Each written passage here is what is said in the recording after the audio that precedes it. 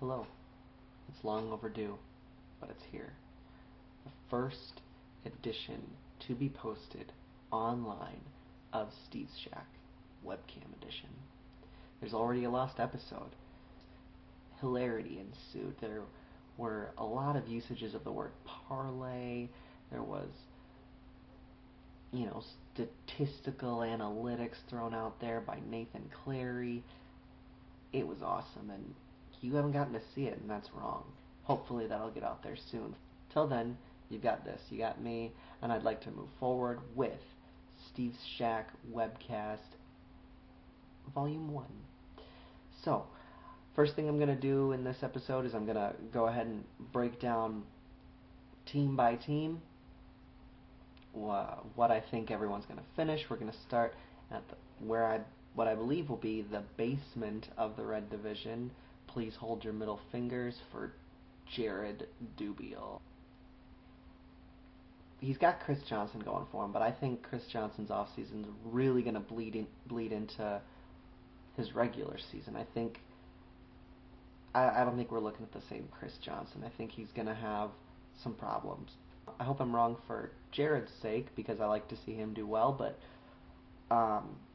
you don't have an offseason like that. You don't have such tumult, turmoil, hatred for your coaching staff, your entire team, and then come back and everything's hunky-dory right away, right off the bat. So, problems with his franchise tag, and then from there things just got worse on draft day, when I really don't...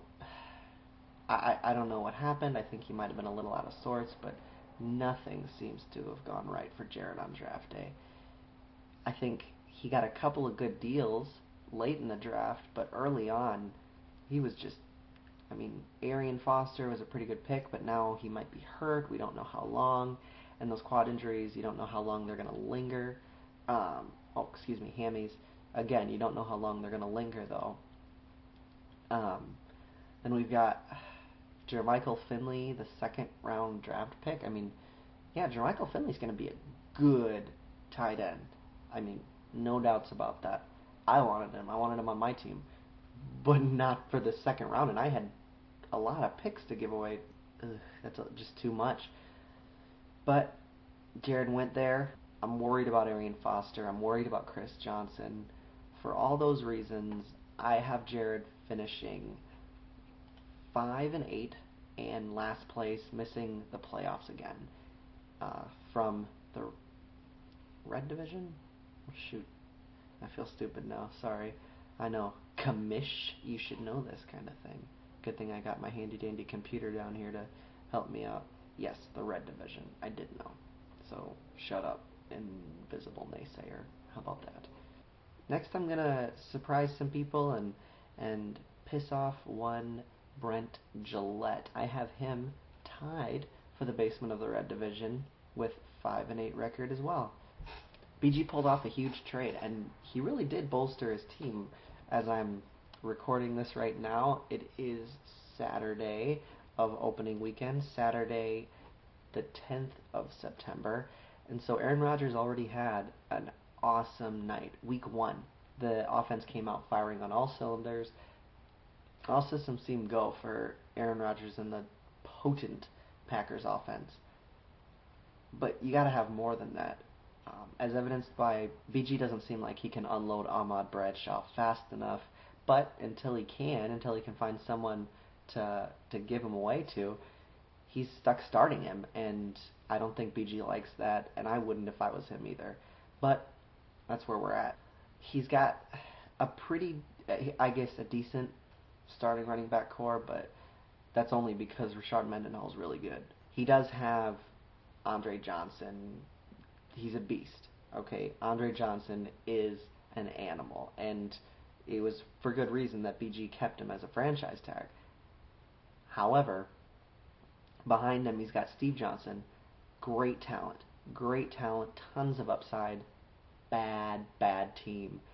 If Steve Johnson pans out, I think my predictions could be totally blown where BG is concerned. If Steve Johnson doesn't pan out, if he doesn't have a monster season, I think BG's in a lot of trouble. Coming from the bench, BG's not really offering a ton. The chronic underachiever Braylon Edwards going to a brand new team with a not good quarterback situation in San Francisco. He's got Jacoby Ford from that potent air attack in Oakland, and he's got the not good Mike Williams. And for those reasons, I just get a feeling it's going to be a long and confusingly frustrating year for one Brent Gillette. Next up in the red division, and grabbing another barely just by the skin of his teeth playoff appearance is going to be Justin. And Justin proved last year, just get in, you never know what's going to happen from there. I have Justin finishing at 7-6 this year. I think Justin is poised for a pretty good season. I think anytime you've got Tom Brady, Jamal Charles on your team, you're in pretty good shape. I think he's got a decent little core of undervalued wide receivers. Even his backup quarterback situation could end up being a real position of strength for him. Having said that, I really do think Justin is in a tough division. I think he's going to have some good games. He's going to be a little more even-keeled than some of the other teams in his division. For that reason, I pick him to one game up on BG and on Jared, with a 6-7 record. Next up, in the red division, I have the other big trader in the off season, the guy who he had a jersey and he wanted the man whose name was on the back of that jersey. Team Backout's own Mike. Mike went out and got Drew Brees. He wanted a player. He would not be stopped until he got that player. And he's got Drew Brees. And he's going to consistently put up a bagillion points every year that he's still viable in this league. And Mike should be very glad to have him on his team. It's a great starting piece to build the rest of your team around. I think he got some real undervalued guys, and guys like Run DMC or Darren McFadden. He's got Sean Green sitting in the background, and I think Sean Green is also poised for some monstrous numbers. I think it was in the 8th round that Mike got Sean Green, and he really got a steal, I think, for an 8th round pick. Really, Mike is dealing from the running back position right now. I think Mike is in really good shape there, and he's not too far behind on the wide receivers either. Mike is really set, poised for a good year, a solid 8-5 record, and just vaulting into the playoffs, ready to go. But the powerhouse of the beast in the red division, I think is going to stay firmly planted with Devin, the staunch, stalwart, core 4 man from the very beginning. The old commish is going to have a great season, I think. I think that Matt Ryan's going to prove to be real good for him. I think Matt Ryan and the quarterback position is really going to be his weakest position, and you could be a heck of a lot weaker than Matt Ryan. The rest of Devin's team just gets better. He's got Michael Turner and Adrian Peterson. What? How did we let that happen? He's got Megatron, Reggie Wayne, and Brandon Marshall all as his wide receivers starting. What? His bench is pretty good. He's got Steve Smith sitting on his bench. Steve Smith, Plaxico Burress, Hines Ward, that shifty little what was it from Hook? Rufio? That's who Hines Ward always reminds me of. Rufio. Oh, I don't know. At any rate, he's got some real good talent riding his bench. Top to bottom, I think the more I look at how Devin drafted his team, the more impressed I am. And the only reason I have Devin going only 9-4 is because I think the other teams in his league are so explosive that they're just going to outscore him every now and again. Not very often, though. I have Devin going 9-4 and cruising to another Red Division title. And I think the Red Division is really going to beat up on each other. I think any of those teams are capable of having monster games. I don't see much in the way of consistency in the Red Division, but I do see that a lot of the owners, I think, are going to be really, feast or famine. They're going to kind of frustrate themselves with one week they seem to be on track, ready to go, have a great season, and then they don't know who to start other weeks because the last week was so horrible. We're going to start at the basement of the blue with the person I think barely edged out Jared for worst draft, but I thought he had by far the worst draft last year too, so, what do I know, but Kevin Guile. What? Oh, by the way, I have to throw out this disclaimer, worst draft excluding Hedgie. Anyway, so, yeah, Kevin, every time I look at Kevin's team, I'm surprised at how bad his draft was.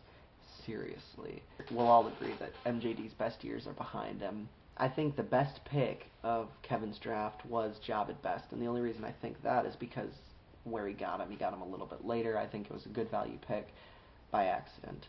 Witten's not going to be that week in, week out threat that you need riding his bench. He's got, oh yeah, now that I look at it, I remember Kevin Guile, the connoisseur of tight ends. He has Jason Witten, Chris Cooley, Greg Olson, Zach Miller, and Dustin Keller. For those of you counting at home, that's 5 tight ends on his team. 5. That's 5 tight ends out of, 16 roster spots? Really? Really? That's over 33% of your team tight ends. Great draft. At any rate, Kevin Guile, I think, is going to have a rough time winning games, and I have him finishing safely in the basement of the blue division at 3-10. Next spot in the division of blue is going to go the award for second to last. The basement buddies are going to be Hedgie and Kevin. Hedgie, though, I think, really by his standards, I'm projecting Hedgie for a breakout season. I have him at 5-8, barring injury. Barring injury, I project Hedgie to finish with 5, count them, 1, 2, 3, 4, 5 wins. And in the last episode, Hedgie stated his goal was to be competitive, to not be a virtual bye week. And I think that he'll accomplish that goal. But Eli Manning, I think, is a good quarterback. I think he's going to have a great season, and we know he's going to have a better year than his brother, so he's got that going for him. Frank Gore, I think, is good. James Starks, even, he's already starting to leech carries from Ryan Grant. He has fresher legs, he's younger, and he's taller. I think really quickly, I think James Starks is going to become the primary running threat in Green Bay, and he might turn out to be a really valuable pick for Hedgie. The wide receiving core Hedgie is rocking is really good as far as the starting wideouts. He's got the Steelers defense. I mean, he waited all the way till the 6th round to get him, so by his standards, that's some really, veteran, shifty drafting, and he likes it. I think Hedgie's got a dangerous team, and I think he's going to give some people some scares, and he's going to win 5 games, barely missing the playoffs.